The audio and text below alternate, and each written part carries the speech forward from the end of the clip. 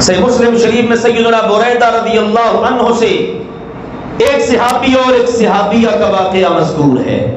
بالاختصار عرض کرتا ہوں، ماعز اسلمی آ گئے اللہ کے نبی صلی اللہ علیہ وسلم کی خدمت میں اور آ کے عرض کیا، طہرنی یا رسول اللہ، اے اللہ کے رسول مجھے پاک کر دیجئے.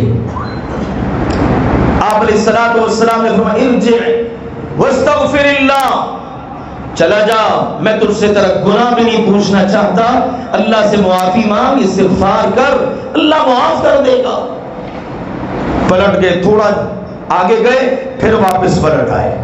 نفس ملامت کر رہا ہے نا، قدم دوسری طرف دوری کی طرف بڑھنے نہیں دے رہا.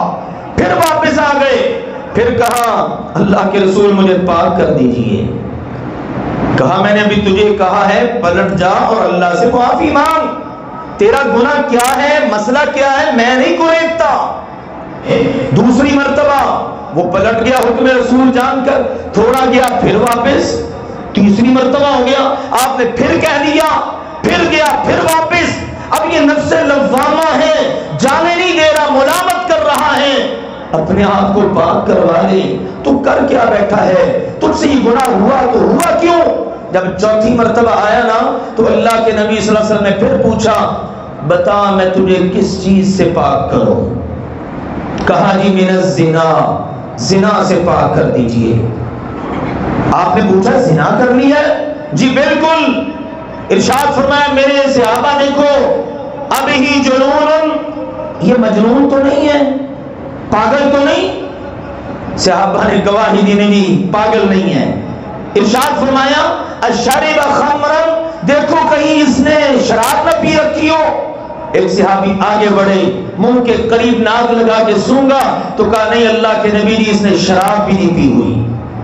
تو اللہ کے نبی علیہ السلام نے ارشاد فرمایا میرے صحابہ پھر لے جاؤ اور اس کو پاک کر دو، یعنی اس کو رجم کر دو، اور یہی زنا سے پاک کرنے کا طریقہ ہے.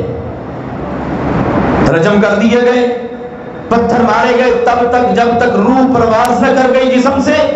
یہ نفس لوامہ ہے. صحابہ دو حصوں میں تقسیم ہو گئے. اللہ نے پردہ ڈالا ہوا تھا، پردہ ڈالے رکھتا، کیا ضرورت تھی، اپنے آپ کو عدالت رسول میں پیش کر دیا. چلو 2-3 مرتبہ موقع مل بھی گیا تھا، چلا جاتا، یہ کیا بات ہو گئی.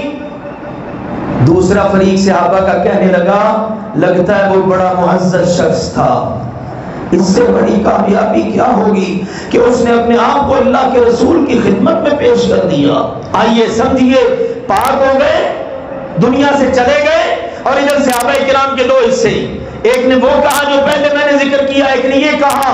بڑا خوش نصیب تھا. ایک روز اللہ کے نبی صلی اللہ علیہ وسلم تشریف لائے مسجد میں، صحابہ کرام میں یہی بحث چل رہی ہے. ماعز اس کو سزا ملی، زنا کیا تھا اس نے، کتنے مواقع ملے، آپس میں صحابہ کرام تکرار کر رہے ہیں. آپ علیہ السلام نے فرمایا بھئی کیا بات ہو رہی ہے؟ کہا جی ماعز کے بارے میں بات ہو رہی ہے. کب ماعز کے بارے میں بات کر رہے ہو؟